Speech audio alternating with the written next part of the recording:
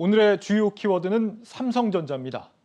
요 며칠 국내 대형 반도체주들의 흐름이 좋지가 않았습니다. 물론 오늘은 주가가 다소 회복되긴 했습니다만 이달 들어 10거래일 동안 개인들은 삼성전자의 주식을 2,594억 원, SK하이닉스의 주식을 4,039억 원 각각 순매도한 것으로 나타났습니다. 6월 말 기준으로 삼성전자 주식을 갖고 있는 개인 소액주주 숫자는 454만 명에 이르는데 1년 전보다 2배 이상 불어난 수준입니다. 하지만 10만 전자의 기대감이 무색하게 7만 전자도 아슬아슬한 상황이 되면서 개인들의 손절 행렬이 이어진 겁니다. 현재 연초 이후 개인들이 매수한 삼성전자 주식의 평균 단가는 약 8만 400원 수준으로 분석되고 있습니다. 때문에 올해 삼성전자 주식을 사들인 개인 투자자 상당수가 손실을 보고 있는 것으로 추정됩니다. 그렇다면 국내 반도체주를 판 개인들이 몰려간 곳은 어디였을까요? 바로 그래픽 처리 장치 GPU로 잘 알려진 엔비디아였습니다.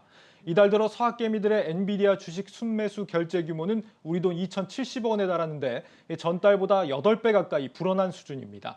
엔비디아에 대한 강력한 매수세는 GPU의 고속 성장과 함께 최근 뜨고 있는 메타버스와 관련해 엔비디아의 역할이 기대되기 때문입니다.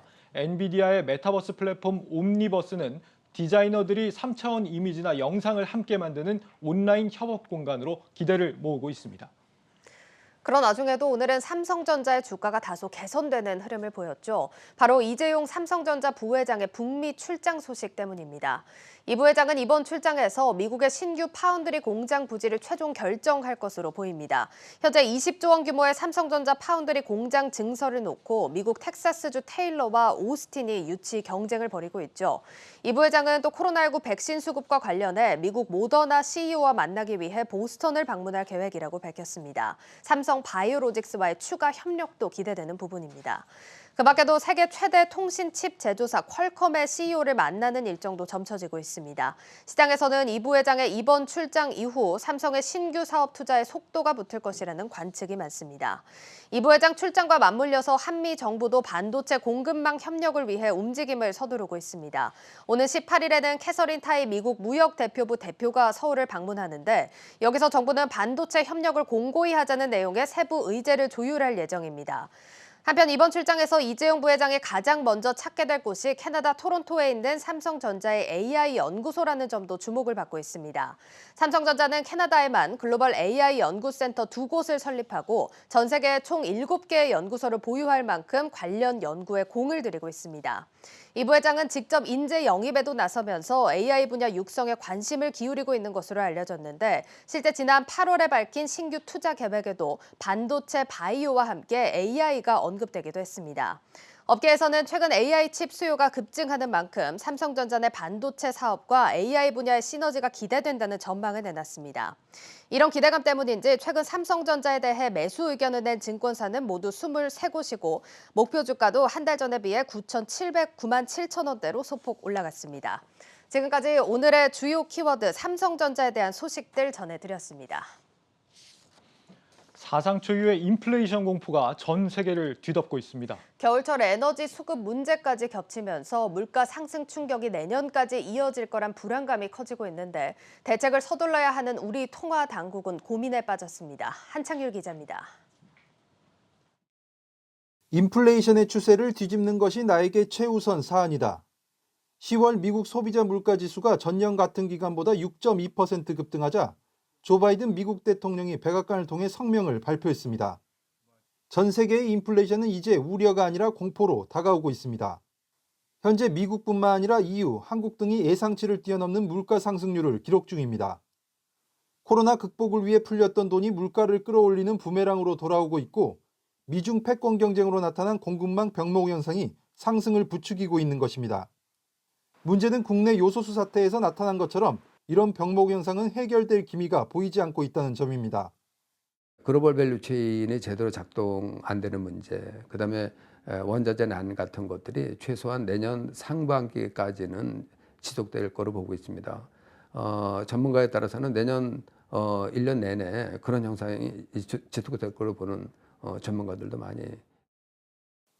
이런 불확실한 글로벌 시장의 환경은 물가를 잡아야 하는 통화당국을 고민에 빠지게 만들고 있습니다. 제롬 파월 미 연준 의장은 테이퍼링 결정 발표 직후 공급망 병목 현상이 내년까지도 이어질 것이라고 내다보며 금리 인상에 대한 고민을 드러냈습니다. 한국은행도 1,800조 원으로 불어난 가계부채와 인플레이션 압력을 고려해 11월 금리 인상 시그널을 강하게 내비쳤지만 정부로부터 압박에 고민이 큽니다. 국책연구기관 KDI와 전 금통위원까지 나서 금리 인상이 가계부채 억제 수단으로 적합하지 않다며 금리 인상 속도 조절을 권하고 있기 때문입니다. 금리 인상 조치가 너무 늦으면 물가 상승세는 고착화될 수밖에 없고 반대로 너무 빨리 올리면 경제 회복세에 발목을 잡을 수 있는 상황. 통화당국과 정책당국 모두 판단에 대한 딜레마에 빠지면서 인플레이션의 파고를 이제는 준비해야 할 시기가 다가왔습니다. 한국경제TV 한창률입니다. 이렇게 전 세계에 인플레이션 공포감이 드리워지면서 우리 정부가 지난주 유류세 인하 같은 특단의 조치를 단행했죠. 그런데 앞으로 물가 상황 더 나빠질 수도 있다고 합니다. 정치경제부 강미선 기자가 이 소식을 들고 왔습니다. 강 기자, 지난 금요일부터 유류세가 인하됐는데 현장 분위기를 직접 좀 들어봤다고요? 네, 오늘로 유류세 인하가 나흘째인데요. 현장에서는 아직 기름값 부담이 크게 가시지 않는 상황입니다. 네, 함께 보시겠습니다. 1,800원대죠 지금? 많이 부담스럽죠 아직은. 내년 3월까지는 아무래도 1,500원까지는 내려가야죠 그래도. 지금 현재 재고 있는 건 인하 전 제품이잖아요. 그럼 우리가 손해보고 팔 수는 없잖아요.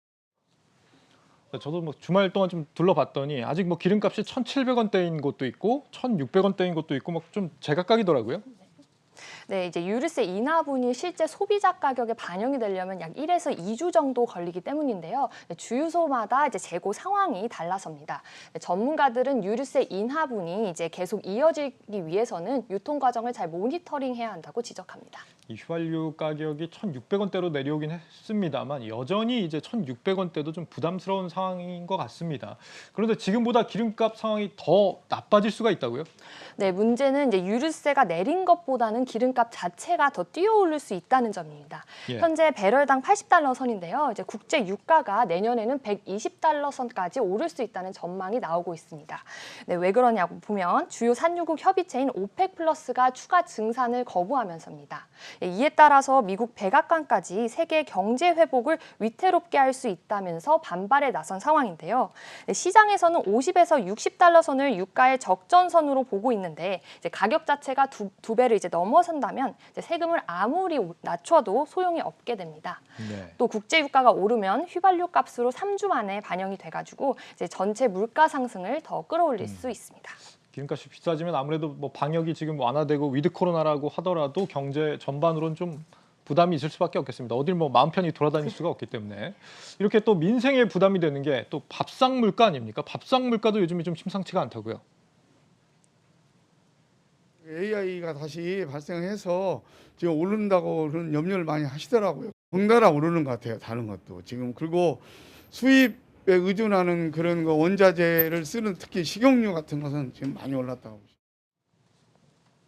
네, 지금 인터뷰에서도 보시다시피 AR 확산이 또다시 번졌는데요. 예. 6,000원대 안정세를 찾던 계란값이 또다시 빨간불입니다. 네, 또 김장철을 앞두고 소금값은 물론 이제 식용유와 라면값도 뒤따라 오르고 있는데요. 네, 정부는 9월부터 물가가 안정세를 이제 보이고 있지만 이제 한 달 만에 번복할 정도로 이제 물가 불안이 계속되고 있습니다. 네, 생산량을 줄고 수입 물가가 계속 치솟고 있어서인데요. 네, 현장에서는 폭염이 있었던 올 여름부터 체감 물가가 확 뛰었다고 말합니다. 7, 8월부터 많이 올랐어요. 야채, 계란도 많이 올랐고, 고기도 많이 올랐고. 코로나 때문에 소득 보태주는 그거는 좋지만, 근데 그보다는 정책을 잘 해가지고 물가를 온동시키는 그게 제일 낫겠어요. 네, 체감 물가 상황이 이러면 당장 4분기 물가 지표로도 좀 나타나지 않겠습니까? 네, 한국은행은 이제 4분기 물가가 3분기보다 더 뛰어오를 수 있다고 판단하고 있는데요. 예. 대다수 전문가들도 이런 물가 이제 상승률이 내년 상반기까지 이어질 것이라고 보고 있습니다. 네, 그 이유는 글로벌 병목 현상도 풀리고 또 시중에 풀린 자금이 줄어드는데 시간이 필요하기 때문입니다. 또 내년 초에는 또 대선이 있는데요. 여야 대선 후보 모두 돈풀기 공약을 풀고 있어서 물가를 더 자극할 수 있다는 우려도 나오고 있습니다. 또 내년 초에는 또 올림픽까지 앞두고 있는데요. 개최국인 중국이 친환경 정책을 펼친다면 이제 원자재 가격 상승으로 물가 방어가 쉽지 않을 전망입니다. 네, 앞서 리포트에서 보신 것처럼 금리 인상에 대한 통화, 재정 당국의 고민도 함께 깊어지고 있는데 이제 한은은 25일 기준금리를 0.25%포인트 올리고 내년 초에도 추가 인상할 가능성이 높아지고 있습니다. 네, 한국은행의 제일 목표가 이제 물가 안정이잖아요. 물가 상승 속도가 이렇게 예상보다 가파르다라고 한다면은 결국에는 한국은행의 기준금리 인상 속도도 더 빨라질 수밖에 없을 것 같은데 그렇게 되면 우리 민생은 어떻게 영향을 받게 될까요? 네, 이제 이자 부담이 가장 커지는 게 문제인데요. 더 문제는 이제 이자 부담이 취약계층에 더 크다는 겁니다. 네, 화면을 보시면요. 기준금리를 0.5%포인트 올리면 이제 1인당 연이자가 30만 원 정도 더 뛰지만 다중 채무자이면서 소득 하위 30%인 이제 취약계층의 경우에는 50만 원 정도 더 뛰는 걸로 나타났습니다. 네, 또 투자자 입장에서 보면 이제 자산시장 조정으로 이어질 수 있는데요. 영끌과 같은 대출 투자가 이제 막히면서 주식시장의 변동성을 키울 위험이 있습니다. 금리를 올리면 물가는 낮아지는 효과가 있겠습니다만 뭐 대출 이자 부담이 늘어난다거나 뭐 그런 부분들이 분명히 있겠습니다. 이 취약계층들을 위한 뭐 금리 경감 조치 같은 것 이런 것들이 좀 동반돼야 되지 않을까 싶습니다. 강미선 기자였습니다. 수고했습니다.